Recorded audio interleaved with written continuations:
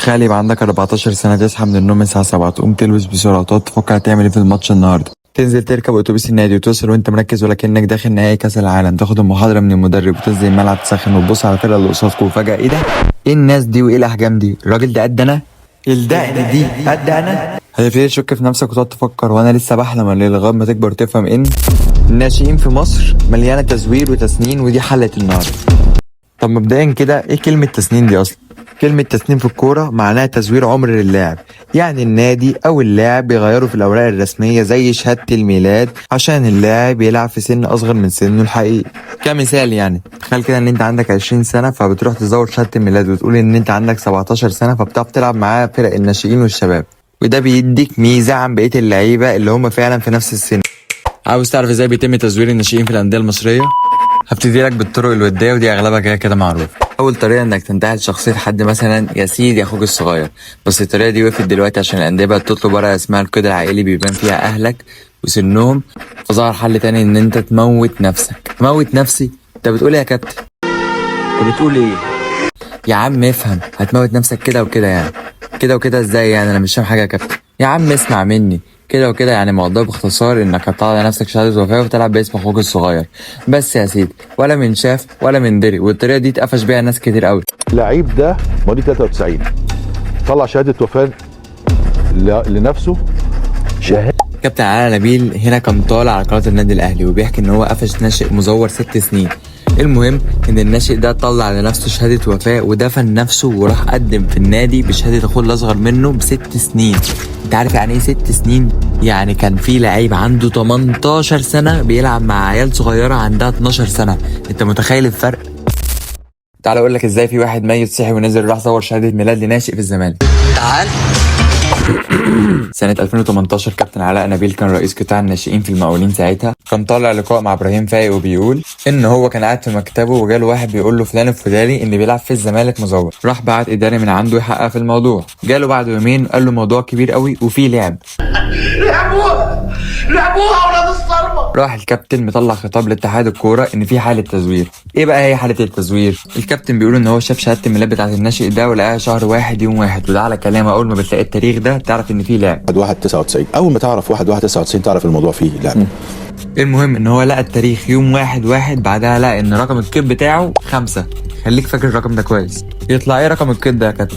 رقم الكيد عباره عن ان ربنا رزقك بمولود جديد، فانت خدت ورقه من المستشفى في اليوم اللي هو اتولد فيه ده، تطلع بيها على مركز اسمه مركز الصحه. جوه الصحه دي بقى بياخدوا منك الورقه دي وبيطلعوا لك شهاده ميلاد لابنك، بيبقى مكتوب في شهاده الميلاد التاريخ اللي اتولد فيه والرقم الكيد بتاعه. رقم الكيد ده بقى الرقم اللي ابن حضرتك اتسجل فيه. كمثال ابنك كان اول مولود اتسجل في السنه الميلاديه دي، فكده ابنك رقم الكيد بتاعه 1 واللي بعديه 2 وهكذا. تمام؟ عايز اعمل شهاده ميلاد للمولود الجديد بعد اسم المولود عثمان. في طفل في الدنيا اسمه عثمان؟ ابني. نرجع لموضوعنا بقى. خليك فاكر ان رقم الكيد كام؟ 5، ومركز الكيد ايه؟ ناهيه، واسم اللاعب حسن. تمام كده نكمل بقى.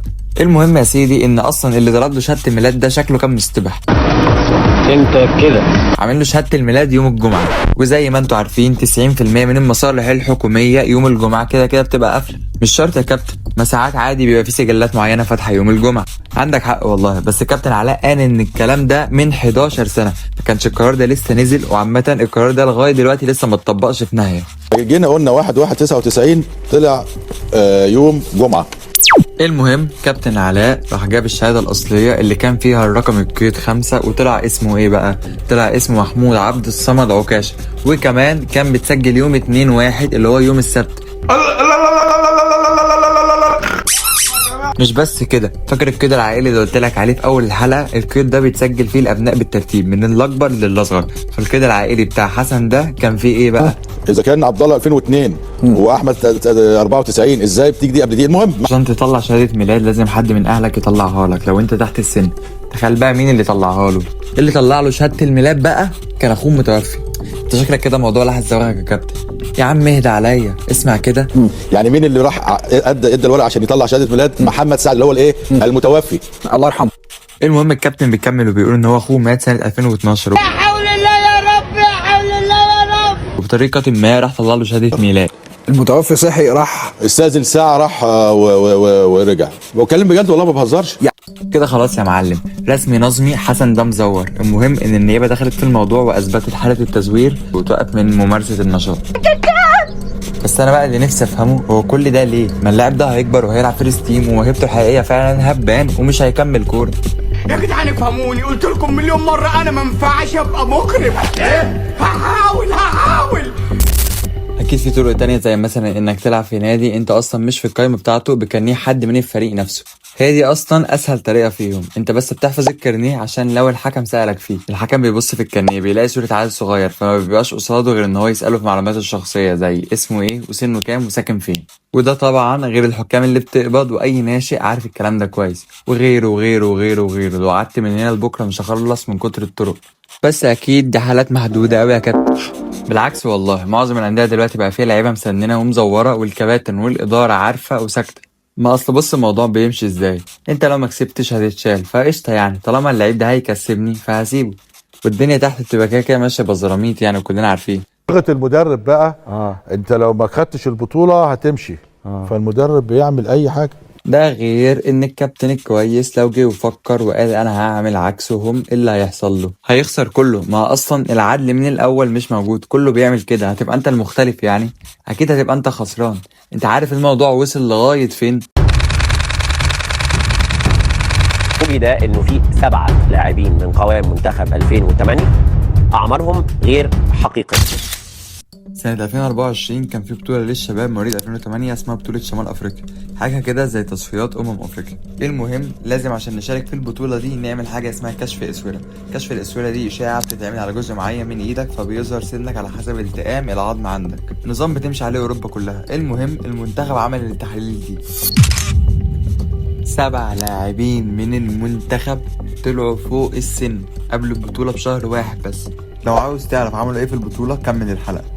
طب سيبك من كل ده، انت عارف ان في طريقة رسمية تزور بيها؟ ازور ورسمي؟ انت بتقول اي حاجة يا كابتن ولا ايه؟ حقك والله، بس اسمع مني بس. الطريقة دي بتبقى ان انت فعلا ورقك سليم بس انت مش سليم. مش سليم ازاي يعني يا كابتن؟ أنا إيه؟ قلقتيني على نفسي. مش سليم بمعنى ان انت بتبقى اكبر من العمر اللي انت بتقوله بس مفيش دليل. طب ازاي؟ هقول لك انا يا سيدي. الموضوع باختصار انك بتتولد فاهلك بيستنوا عليك 3 أو 4 سنين فبيروحوا يسجلوك بعدها. مثلا انت مواليد 2003 فانت هتروح تتسجل مواليد 2007. يعني على الورق انت صح فعلا بس انت مزور ومحدش قادر يكشفك كورق. ولد اتولد بعد 3 سنين وراح ابوه ثبت وقال له انا اتولد النهارده. ده مش مسنن، مش مكتوب، مش هيبقى مكتوب ايه في ده يعني زي سائق خير، يعني سقط من الخير كده. الحوار ده بيتعمل مع لعيبه الدرجه الثالثه والرابعه لغايه ما يطلعوا فيرست تيم، بعد كده يروحوا انديه كويسه، بعد كده يروحوا المنتخب عادي ولا من شاف ولا من دري.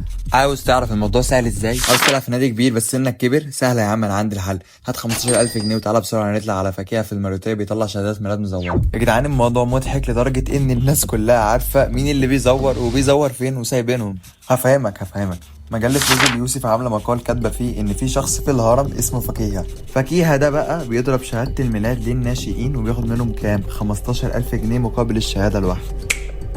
يعني هيطلع لك شهادة ميلاد مضروبة زي العسل كده تطلع بيها على أدخن تخين وتلعب براحتك. ما انت كده هتلعب، ما انت طبيعي ان انت تلعب مع عيال أصغر منك ب6 و7 سنين. انت حرفيا هتكون مسففهم النجيل.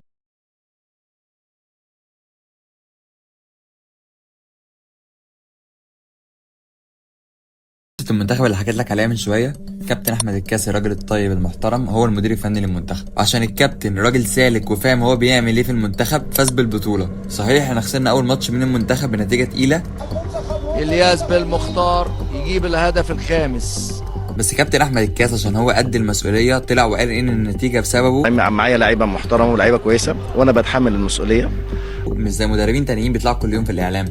انا معايا لعيبه نيمار وميسي والكلام ده وبخسر يعني ولا ايه؟ ده ملعب اتلعب فيه. وبعد كده كسبنا كل الماتشات باداء ولا احلى ولا اجمل من كده، لدرجه ان المهاجم بتاعك بدال عطيه خد هداف البطوله. كل ده عشان مشينا صح فربنا كرمنا. اتمنى نفهم نقطه زي دي، ان توفيق ربنا ورضاه اهم من كل ده، اهم من الكوره اصلا. اللي انا مش عاوزك تنسى ان هي في الاول وفي الاخر محتوى ترفيهي زيها زي السيرك، الاختلاف الوحيد ان انت مهتم بيها هي. شكرا للشباب وشكرا لكابتن احمد الكاس المحترم وربنا يوفقهم في رحلتهم الجايه. طب في رايك يا كابتن ازاي نقدر نحارب التسنين؟ انا بصراحه ما اعرفش. بهزر معاك يا عم. انا شايف بصراحه ان النوادي الاول تعمل لكل لاعب كشف اسوره قبل ما يتقيد في النادي اصلا، ويتم مراجعه كشف الاسوره دي من الاتحاد. ويا ريت يبقى في نظام شويه في الدرجات الثالثه والرابعه، غير ان موضوع الحكم يبص على صوره الكارنيه ويسالني انت منين ومن فين ومش عارف ايه والكلام العبيط ده. يا عم افرض انا نقلت. مش عارف بصراحه انا بنصح مين ولا صوتي ده اخره فين، بس على الاقل اديني بفضفض. المهم لو انت ناشئ ما تعلقش شماعتك على الظروف دي. انا عارف ان الدنيا صعبه، بس صدقني لو انت ليك نصيب في حاجه اكيد هتاخدها. والله إن كتب الله لك شيئا وكان في فم الأسد ستأخذه من فم الأسد. بس يا سيدي وبكده اكون شرحت لك موضوع التزوير والتسنين في الناشئين في مصر. بعديها بطلت كورة، حبست نفسي في أوضة، مبقتش نفس الشخص، مبقتش نفس الصورة.